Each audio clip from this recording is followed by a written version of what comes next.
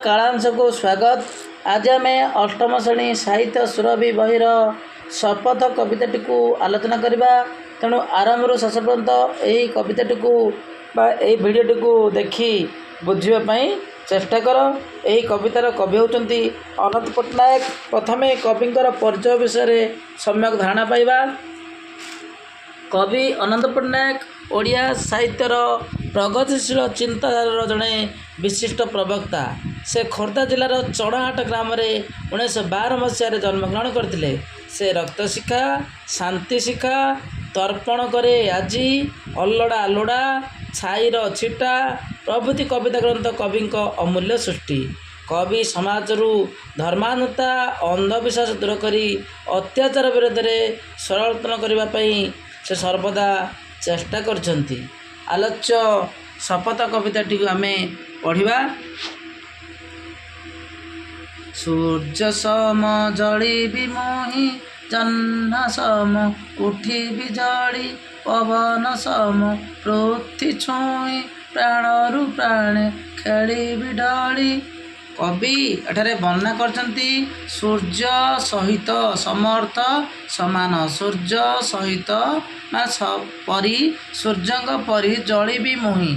मु सूर्य जपरी आलोक प्रदान करुच्ची, निजे जली अंधकार को हरण करुच्ची, चतुर्दिग को आलोकित करुच्ची। ठीक से भली मु सूर्य सहित जली भी मुही। जह्न सम उठी भी जली। जह्न मध्य रात्रे झल उठुची, माने जह्न मध्य आलोक प्रदान करी अंधकार को दूर करुच्ची। मु से भली एही पृथ्वी रे सूर्य एवं जह्न भली मु आलोक प्रदान करी समग्र जगत को मु आलोकित करी, अंधकार को दूर करी, समस्त दुख कष्ट को दूर करी, अज्ञान रूपक अंधकार को दूर करी आलोक ज्ञानर आलोक जाड़ी माँ ज्ञानर आलोक को मु चारिआडे विच्छोड़ित करी बोली कवि वर्णना करछंती। ठीक से भली पवन सम पवन सहित पवन सदृश पवन सम पृथ्वी छुई, प्राणरु प्राणे खेली भी ढली। पवन भली मु समग्र प्राणरे प्रत्येक प्राणरे स्पंदन और खुशी खेलाइबी। पवन परी पवन जपरी पृथ्वीर चारिआडे विच्छुरित होता है, चारिआडे प्रसारित होता है। मु से भली प्रति प्राणरु प्राणे खेली ढली। जेपरिकी पवन समस्त हृदय रही आमर ए जीवन में जो हृदस्पंदन में जो पवन भरी रही द्वारा कि आम आज बंचीचे, आम कथा कही पारचे, आम जीवन पाई पारचे। ठीक से भली यही पवन चलीगले पवन चलीगले आम मृत्यु सदृश हो जा। तेणु मु पवन सहित पवन जेपरी प्राणर प्राणे खेलुची घूरी बुलुची, प्रति प्राण स्पंदन आणुची, खुशी खेलाऊची। मु मध्य से भली प्रत्येक प्राण मु पवन भली मु समस्त हृदय रही। ठीक से भली झरणा सम झरी हसी, झरणा प्रवाहित होची, हसी हसी झरणा जेपरी प्रवाहित होची, हसी हसी झरणा प्रवाहित होची। से कहूची तृष्णा कार रखिबे नहीं। तृष्णा अर्थ शोष, कार मध्य मु काहाकु मध्य शोषिला रखिबे नहीं। मु एपरी झरणा बहिबी जेपरिकी समस्ते मोर जल को पान करिवे एवं समस्तंकर तृष्णा दूर हेबो, केही हेले शोषिला रहिबे नहीं। झरणा सम झरी भी हसी, तृष्णा कार रखिबे कार हृदय कार मु तृष्णा रखिबी नहीं, शोष रखिबी नहीं। समस्त तृषा को मु दूर करदेवी। शस्य दले धरी बिलसी, भकीर भोक जीवरे कहीं। शस्य दले अर्थ शस्य विभिन्न प्रकार फसल। शस्य दले धरी भी लसी, लसी अर्थ जो दही रे प्रस्तुत लसी, किंतु एठारे दही रे प्रस्तुत लसी नहीं। यार अर्थ एठारे डेम्फर बाहर रस बा फल बाहर रस, फल रस जेपरी विभिन्न प्रकार फल रस तैयारी होची, माने ग्राइंडिंग करी जो रस प्रस्तुत कराउची। ठीक से भली जो शस्य मु चारिआडे शस्य ଦଳେ ମାନେ ଶସ୍ୟ ଦଳେ ଯେଉଁ ଶସ୍ୟ ଖାଦ୍ୟ ଶସ୍ୟ ମୁଁ ଫସଲ ଉତ୍ପାଦନ କରିବି ସବୁ ଫସଲରେ ମୁଁ ଏଇଭଳି ରସ ଭରିଦେବି ଯାହାକି ଭୋକରେ କେହି ରହିବେ ନାହିଁ, ସମସ୍ତେ ଖାଇବାକୁ ପାଇବେ। ତେଣୁ ଶସ୍ୟରେ ମୁଁ ଲସି ଧରିଦେବି, ଭୋକକୁ ଦୂର କରିଦେବି। କେହି ହେଲେ ଆଉ କ୍ଷୁଧାରେ ରହିବେ ନାହିଁ, ଭୋକରେ ରହିବେ ନାହିଁ, ସମସ୍ତେ ଖାଇବାକୁ ପାଇବେ। ଅର୍ଥାତ୍ କବିଙ୍କର ଏଠାରେ ପରୋପକାରୀ ଗୁଣର ଭାବ ପ୍ରକାଶ କରୁଛି ଯେ ସମସ୍ତଙ୍କୁ ଖାଦ୍ୟ ପ୍ରଦାନ କରିବା, ସମସ୍ତଙ୍କୁ ଆହାର ଦେବା, ସମସ୍ତଙ୍କର କ୍ଷୁଧାକୁ ହରଣ କରିବା, ପରୋପକାରୀ ଭାବକୁ ଏଠାରେ ପ୍ରକାଶ କରୁଛନ୍ତି କବିଙ୍କର ଏହି କବିତା ମାଧ୍ୟମରେ। ଅର୍ଥାତ୍ ଆମେ ପରର ଉପକାର କରିବା, ଅନ୍ୟକୁ ସାହାଯ୍ୟ କରିବା, ଅନ୍ୟର ମୁହଁରେ ଆହାର ଯୋଗାଇ ଦେବା, ଏ କଥାକୁ କବି ବର୍ଣ୍ଣନା ଅତି ସୁନ୍ଦର ଭାବେ କରିଛନ୍ତି। ଠିକ୍ ସେହିଭଳି ଅନ୍ୟ ପଂକ୍ତିକୁ ଯିବା। ଅଗ୍ନିଶମ ଦହିବି ସୁଖେ ସ୍ୱାର୍ଥଜନ ମିଥ୍ୟା କଥା। ଅଗ୍ନିଶମ, ଅଗ୍ନି ଅର୍ଥ ନିଆଁ, ନିଆଁ ପରି, ଦହିବି ନିଆଁ କିପରି ଜଳୁଛି, ନିଆଁ ସହିତ ନିଆଁ ପରି ମୁଁ ଦହିବି ସୁଖେ, ସମ ନିଆଁ ଯେପରି ଜଳୁଛି ଏବଂ ନିଆଁ ଭଳି ଜଳିବି। ସ୍ୱାର୍ଥଜନ, ସ୍ୱାର୍ଥୀ ମାନେ ଯିଏକି ସୁବିଧାବାଦୀ, ଯିଏ ନିଜ ସ୍ୱାର୍ଥ କଥା ବୁଝନ୍ତି ସେମାନଙ୍କୁ କୁହାଯାଏ ସ୍ୱାର୍ଥୀ। ଜନ ମାନେ ଲୋକ, ସ୍ୱାର୍ଥୀ ଲୋକଙ୍କର, ସ୍ୱାର୍ଥୀ ଜଣଙ୍କର ମିଥ୍ୟା କଥା, ଯେଉଁମାନେ ସୁବିଧାବାଦୀ ସେମାନେ ବେଶୀ ମିଛ କଥା କହନ୍ତି, ଅନ୍ୟାୟ ଅନୀତି କଥା ଚିନ୍ତା କରନ୍ତି। ମୁଁ କ'ଣ କରିବି, କବି କହିଛନ୍ତି ମୁଁ ଅଗ୍ନି ଭଳି ଦହିବି ମାନେ ଜାଳିବି, ଦହିବି ଅର୍ଥ ଜାଳିବା, ପୋଡ଼ିଦେବା। ମୁଁ ଅଗ୍ନି ଭଳି ପୋଡ଼ିଦେବି କେଉଁମାନଙ୍କର କଥାକୁ, ଯେଉଁ ସ୍ୱାର୍ଥପର ଲୋକଙ୍କର ମିଥ୍ୟା କଥାକୁ ମୁଁ ସମୂଳେ ବିନାଶ କରିଦେବି, ଛାରଖାର କରିଦେବି, ଜାଳିଦେବି ବୋଲି କବି ବର୍ଣ୍ଣନା କରିଛନ୍ତି। ଜଳର ସମ ସ୍ୱଚ୍ଛ ମୁଖେ ନଥିବ କେବେ ହିଂସା ବ୍ୟଥା। ଜଳର ସମ, ଜଳ ଭଳି, ଜଳ ଯେପରି ସ୍ୱଚ୍ଛ ରହିଛି, ନିର୍ମଳ ଜଳ, ନିର୍ମଳ ସ୍ୱଚ୍ଛ, ସେଇଭଳି ମୁଁ ଜଳ ଭଳି ସ୍ୱଚ୍ଛ ମୁଖେ ନଥିବ କେବେ ହିଂସା ବ୍ୟଥା। ଜଳ ଯେପରି ନିର୍ମଳ, ମୁଁ ମଧ୍ୟ ସେଇଭଳି ନିର୍ମଳ ଭାବ ଦେଖାଇ ବା ସମସ୍ତ ସଂସାରରୁ, ଏହି ସମଗ୍ର ସଂସାରରୁ ହିଂସା ଦ୍ୱେଷକୁ ଦୂର କରିବି, ହରଣ କରିବି ଏବଂ ସ୍ୱାର୍ଥଜନଙ୍କର ମିଥ୍ୟା କଥାକୁ ପୋଡ଼ିଦେବି, ଛାରଖାର କରିଦେବି ବୋଲି କବି ବର୍ଣ୍ଣନା କରିଛନ୍ତି। ପକ୍ଷୀ ସମ ଗାଇବି ଗୀତି ହୁଦରୁ ହୁଦେ ଉଠିବି ବାଜି।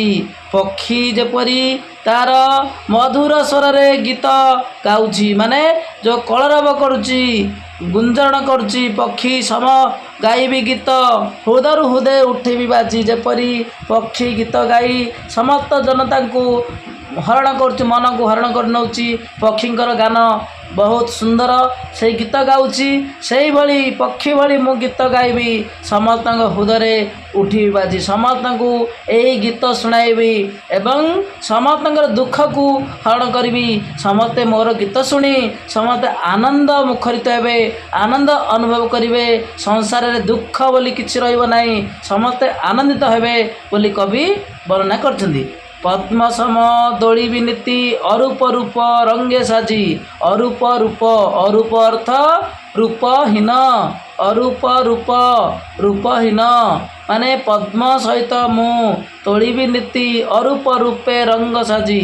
ମୁଁ ରଙ୍ଗ ସାଜିବି, ଅରୂପ ରୂପ ବିଭିନ୍ନ ରଙ୍ଗ ଖେଳାଇ ଦେବି। ପଦ୍ମ ସମ, ପଦ୍ମ ସହିତ ତୋଳିବି ନୀତି ପଦ୍ମ ପରି ମୁଁ ତୋଳିବି ଏବଂ ସମସ୍ତଙ୍କ ସେଇ ଫୁଲରେ କ'ଣ ଭରିଦେବି, ରଙ୍ଗ ସାଜିବି, ରଙ୍ଗ ବେରଙ୍ଗ ସାଜିବି, ସମସ୍ତଙ୍କର ଦୁଃଖକୁ ଲାଘବ କରିବି, ହରଣ କରିବି, ଚାରିଆଡ଼େ ରଙ୍ଗ ବେରଙ୍ଗରେ ସଜାଇ ଦେବି, ସମସ୍ତଙ୍କ ମନରେ ଦୁଃଖକୁ ହରଣ କରି ସୁଖର ଛାୟା ବା ସୁଖ ଖେଳାଇବି, ରଚିବି ବୋଲି କବି ବର୍ଣ୍ଣନା କରିଛନ୍ତି।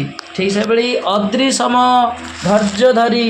ଅଦ୍ରି ଅର୍ଥ ପର୍ବତ, ପାହାଡ଼, ସମ ମାନେ ସମାନ, ଅଦ୍ରି ସମ ଧୈର୍ଯ୍ୟ ଧରି, ପର୍ବତ ଯେପରି କେତେ ବାଧା ବିଘ୍ନ ଆସିଲେ ମଧ୍ୟ ଗୋଟିଏ ସ୍ଥାନରେ ସ୍ଥିର ହୋଇ ରହିଛି। ପର୍ବତ ଯେପରି ସ୍ଥିର, କେତେ ବାଧା ବିପତ୍ତି ଆସିଲେ ମଧ୍ୟ ସେ ବିଚଳିତ ହୁଏ ନାହିଁ, ସ୍ଥିର ହୋଇ ରହିଛି। ଅଦ୍ରିସମ ଧୈର୍ଯ୍ୟ ଧରି ସାହସର ସହିତ ସେ ରହିଛି। ସେହିଭଳି ଯେପରି ବଜ୍ର ଘଡ଼ଘଡ଼ି କାହାକୁ ମଧ୍ୟ ସେ ଭ୍ରୂକ୍ଷେପ କରୁନାହିଁ। ଖରା ବର୍ଷା ଶୀତ କାକର ସହି ନିଜକୁ ମଥାପାତି ସହି ଯେଉଁଭଳି ସେଭଳି ପଡ଼ି ରହିଛି ଏବଂ ସାହସର ସହିତ ରହିଛି, ସେହିଭଳି ପର୍ବତ ଭଳି ମୁଁ ସାହସୀ ହେବି, ଧୈର୍ଯ୍ୟବାନ ହେବି। କେତେ ବାଧା ବିପତ୍ତି ଆସିଲେ ମଧ୍ୟ ଆମେ ଧୈର୍ଯ୍ୟହରା ହେବା ନାହିଁ। ଏଠାରୁ ଆମେ ପର୍ବତଠାରୁ ଆମେ କ'ଣ ଶିଖିଲେ? ବିପଦ ସମୟରେ ମଧ୍ୟ ଆମେ ଧୈର୍ଯ୍ୟହରା ହେବା ନାହିଁ। ସାହସର ସହିତ ଛିଡ଼ା ହୋଇ ସବୁ ବାଧା ବିପଦକୁ ହରଣ କରିବା। ଆମ ଜୀବନରେ ଏଇଭଳି ଲକ୍ଷ୍ୟ ହେବା ପାଇଁ କବି ବର୍ଣ୍ଣନା କରିଛନ୍ତି। ସାହସୀ ହେବା ପଡ଼ିବ, ପର୍ବତ ଭଳି ସାହସୀ ହେବା। ସାହସର ପ୍ରତୀକ ପର୍ବତ, ତେଣୁ ସାହସ ଧରିବା। ମନରେ କେବେକୁ ଆମେ ଦୁର୍ବଳ କରିବା ନାହିଁ, ମନକୁ ଦୁର୍ବଳ କରିବା ନାହିଁ। ସାହସ ଧୈର୍ଯ୍ୟ ହରାଇବା ନାହିଁ। ଗର୍ବ ଭରେ ଧର୍ମ ଭରି କର୍ମେ ମୋର ଟେକିବି ଶିର। ମୁଁ ମୋର କର୍ମ ପଥରେ ଅଗ୍ରସର ହେବି। କର୍ମେ ମୋର ଟେକିବି ଶିର, ଶିର ମାନେ ମଥା। କର୍ମ କରି ଏ ସଂସାରରେ ମୁଁ ମହାନତା ଆଣିବି। ଆମେ ଜନ୍ମ ଲାଭ କରିଛେ କିଛି ମହତ କାମ କରିବା ଉଦ୍ଦେଶ୍ୟରେ ଏ ସଂସାରରେ ଜନ୍ମ ଲାଭ କରିଛେ।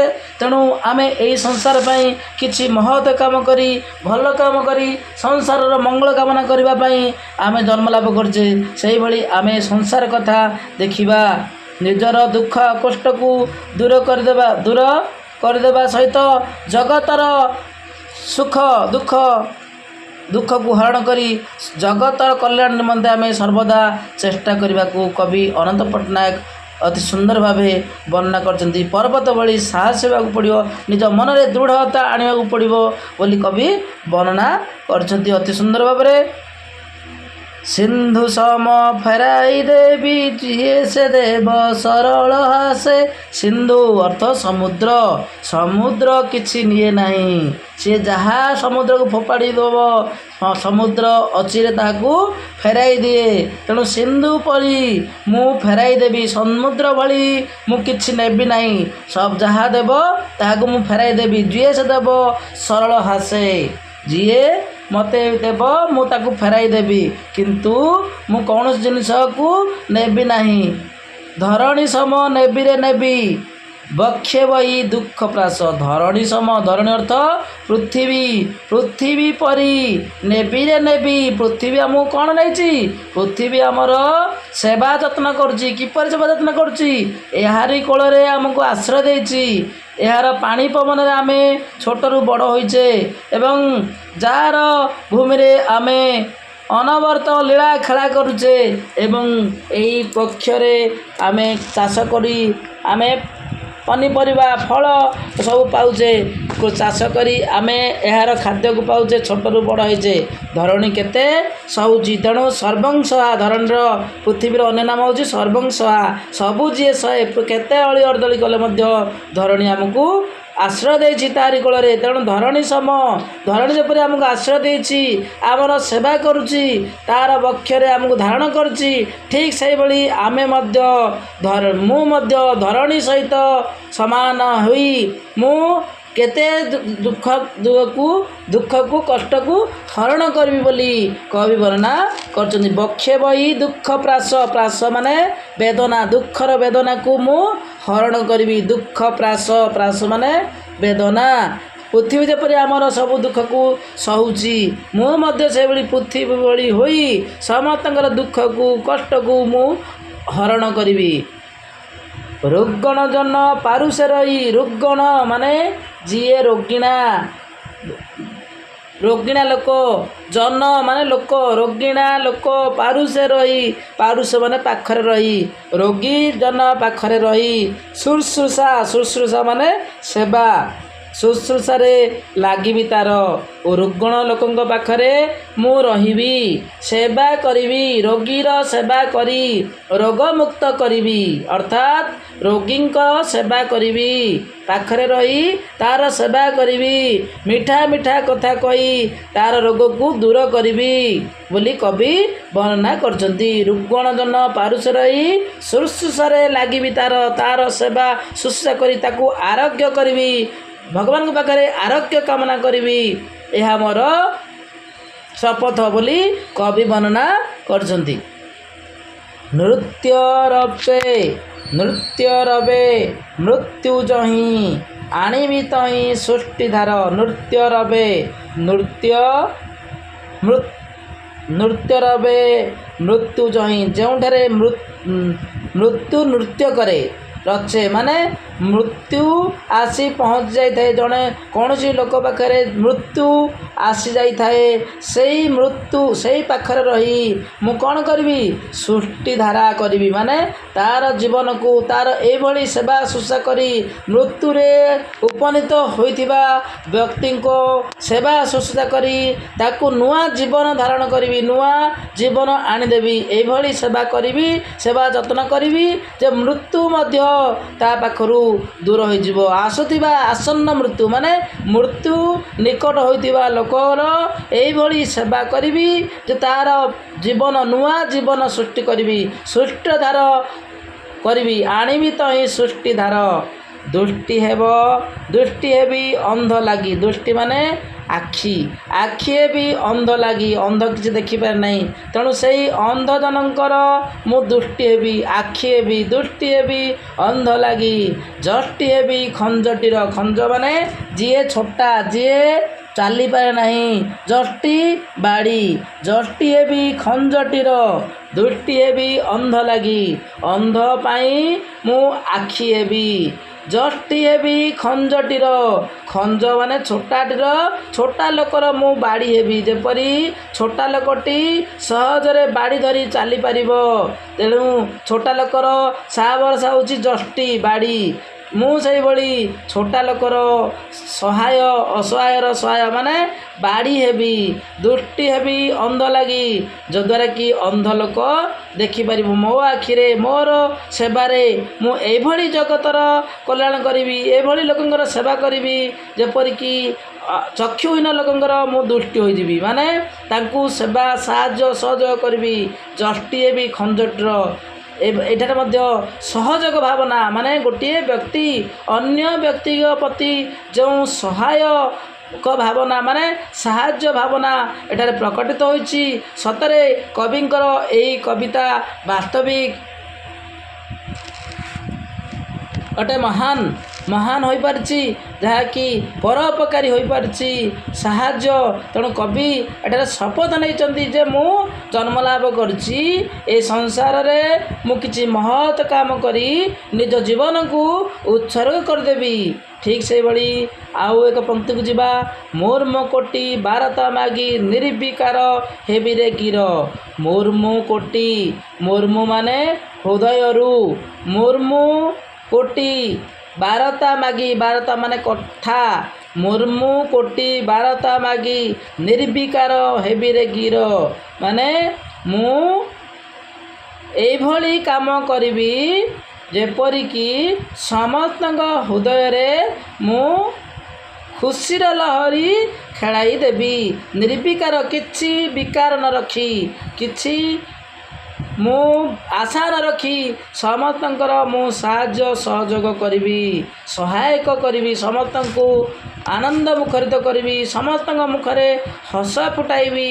ଏକଥା କବି ବର୍ଣ୍ଣନା କରିଛନ୍ତି। ମୁହିଁ ତ ନୁହେଁ ମୋହରି ପାଇଁ, ସବୁରି ଲାଗି ମୋହରି ପ୍ରାଣ। ଏଠାରେ କବି ପୁଣି ବର୍ଣ୍ଣନା କରିଛନ୍ତି, ମୁଁ ଜନ୍ମ ଲାଭ କରିଛି ମୋହରି ପାଇଁ ନୁହେଁ, ସବୁରି ଲାଗି ମୋହରି ପ୍ରାଣ। ସବୁରି ଅର୍ଥ ସମସ୍ତଙ୍କର ଲାଗି, ସମସ୍ତଙ୍କ ପାଇଁ ମୋର ଜୀବନ, ମୁଁ ସମସ୍ତଙ୍କୁ ସାହାଯ୍ୟ କରିବି। ମୁହିଁ ତ ନୁହେଁ ମୋହରି ପାଇଁ, ସବୁରି ଲାଗି ମୋହର ପ୍ରାଣ, ସମସ୍ତଙ୍କ ଲାଗି ମୋର ପ୍ରାଣ ଉତ୍ସର୍ଗ ମୁଁ କରିଦେଇଛି। ତେଣୁ ମୁଁ ମୋହରି ପାଇଁ ନୁହେଁ, ସମସ୍ତଙ୍କୁ ସାହାଯ୍ୟ ସହଯୋଗ କରିବା ପାଇଁ ମୁଁ ଜନ୍ମ ଲାଭ କରିଛି। ସମତା ପଥେ ପତାକା ବାହି, ସମତା ଅର୍ଥ ସମାନତା ଆଣିବି, ସମସ୍ତଙ୍କୁ ମୁଁ ସମାନ ଭାବ ଦେଖିବି। ସମତା ପଥେ ସମସ୍ତଙ୍କୁ ମୁଁ ସାହାଯ୍ୟ ସହଯୋଗ କରିବି ଏବଂ ଶାନ୍ତିର ମୁଁ ରଚିବି ଗାନ। ଶାନ୍ତିରେ ମୁଁ ରଚିବି ମାନେ ଲେଖିବି, ଶାନ୍ତିର ଗାନ ଲେଖିବି, ଶାନ୍ତିର ଗୀତ ରଚନା କରିବି, ସମସ୍ତଙ୍କ ହୃଦୟକୁ ମୁଁ ଜୟ କରିବି। ଏଇଭଳି କବିତାରେ କବି ନିଜର ଶପଥକୁ ମାନେ ନିଜର ପ୍ରତିଜ୍ଞାକୁ ଅତି ନିଚ୍ଛକ ଭାବରେ ବର୍ଣ୍ଣନା କରିଛନ୍ତି, ଯାହାକି ହୃଦୟସ୍ପର୍ଶୀ। କବିଙ୍କର ଏହି କବିତା ଅଟେ ମହାନ। ତେଣୁ ଏଇଭଳି ଶପଥ ଭାବ ଆମ ସମସ୍ତଙ୍କର ରହିବା ଉଚିତ। ସମସ୍ତ ଜନମାନସର ମନରେ ଏଇଭଳି ଶପଥ ଭାବ ରହିବା ଉଚିତ। କିପରି ଆମେ ଜନ୍ମ ଲାଭ କରୁଛେ ଭଗବାନଙ୍କ ଆଶୀର୍ବାଦରେ ଏହି ପୃଥିବୀ ବକ୍ଷରେ, ଯେଭଳି ଆମେ ଅନ୍ୟର ଉପକାର କରିବା, ସେଇ ଉପକାରକୁ ଆମେ କ'ଣ କରିବା? ଶପଥ ନେବା, ଅନ୍ୟର ଉପକାର କରିବା, ଅନ୍ୟର ମଙ୍ଗଳ କାମନା କରିବା ପାଇଁ ଆମେ ସର୍ବଦା ଚେଷ୍ଟା କରିବା, ଯଦ୍ୱାରା କି ଆମର ଜୀବନ ସାର୍ଥକ ହୋଇପାରିବ। ପରବର୍ତ୍ତୀ କାଳ ଅନୁସାରେ ଏହାର ପ୍ରଶ୍ନୋତ୍ତରକୁ ମୁଁ ନେଇ ଆସିବି। ବର୍ତ୍ତମାନ ଏହାର ଆଲୋଚନା, ଏହି ଶପଥର ଆଲୋଚନା ଶେଷ ହୋଇଛି। ରହୁଛି, ପୁଣି ଦେଖା ହେବ ପରବର୍ତ୍ତୀ କାଳ ଅନୁସାରେ। ରହୁଛି, ଜୟ ଜଗନ୍ନାଥ।